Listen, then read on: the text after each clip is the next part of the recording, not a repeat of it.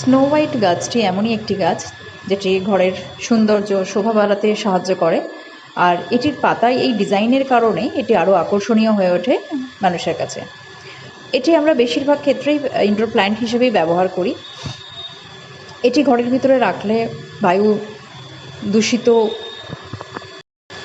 এই ধরনের গাছকে অক্সিজেন প্লান্টও বলা হয়, কারণ এই ধরনের গাছ ঘরের ভিতরে রাখলে ঘরের ভিতরে দূষিত বায়ুকে শোধন করতে সাহায্য করে এবং এই ধরনের গাছ মেনটেন করতেও খুব সহজ।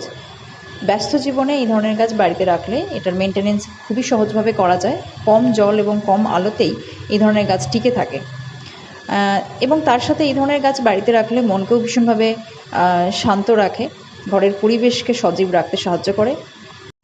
এবারে আসি রোদ ও জলের সঠিক নিয়ম। এই ধরনের গাছ আলোতে ভালো থাকে, তবে সকালের অথবা বিকেলের হালকা রোদ যদি পায় তাতেও ক্ষতি নেই। সপ্তাহে 2 থেকে 3 বার জল দিলেই যথেষ্ট। মাটি শুকিয়ে গেলে তবেই জল দেওয়া উচিত। বর্ষাকালে জল দেওয়ার প্রয়োজন নেই, কারণ